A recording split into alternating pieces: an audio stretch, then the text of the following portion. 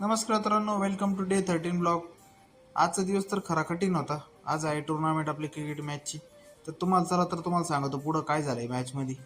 मग काय सकाळी उठलो नेहमीप्रमाणे, शनिवारी आज थोडं लवकर उठलो कारण मॅच होती. मित्रांनी फोन तर निघायचं म्हणलं मग कसं बस उठलं कारण रात्री 1:30 वाजता झोपलो होतो. म्हणलं आता ठीक आहे. उठलो मी, लगेच फ्रेश वगैरे झालो, पहिली देवपूजा करून म्हणा नाश्ता खावा थोडासा, लगेच आपलं निघावं. आपल्या काही जवळ नाही ती, 2-3 स्टेशन सोडले तर मग आहे बेलापूर CBD मध्ये राजीव गांधी स्टेडियमवर आहे. मग लगेच सकाळी लगेच रिक्षा पकडली. म्हणलं आपलं मानसरोवर झालं, आपला प्लॅन होतं मानसरोवर लगेच बेलापूर CBD, तिथून लगेच पायी 1 किलोमीटरच्या अंतरावर आहे स्टेडियम. मग काही लई लांब नव्हतं, चालत जाऊ शकतो. मग काय पोचलो मी तिथून लगेच स्टेशनवर लगेच चालत निघलो. रिक्षावाला म्हणजे 50 रुपये लागते म्हणजे तिकडंच राहू तुला. आलो तोपर्यंत काय मॅच चालू नव्हते. आमची टीम प्रॅक्टिस करत होती तिथं.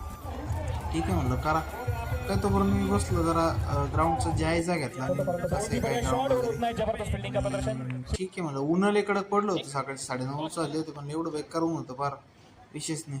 खूप टीम होत्या, 5-6 टीम होत्या आणि मुलींच्या पण मॅचेस होत्या आणि मुलांच्या पण होत्या. त्यांची तोपर्यंत मुलींची चालू होती सकाळी सकाळी.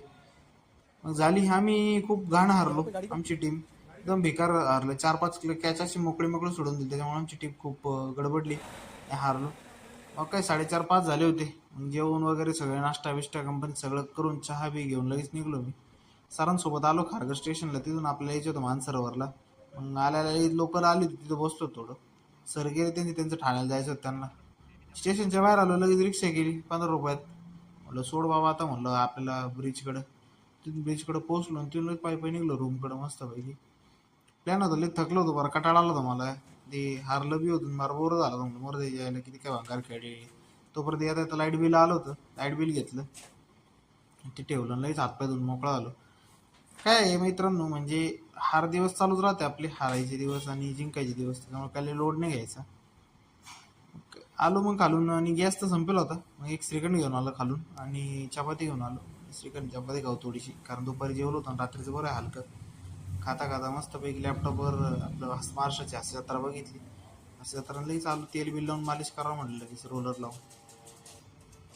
काय आहे, प्रत्येक दिवस जिंकायचा नसतो त्याच्यामुळं, आणि हारायचं असतं कधी कधी. हारलेले दिवस आपल्याला मजबूत बनवतात आणि काही शिकून जातात. आज काही खूप काही शिकून गेले. रिअल लाईफ ब्लॉग आवडत असतील तर लाईक करा, शेअर करा, सबस्क्राईब करा. चला तर झोप.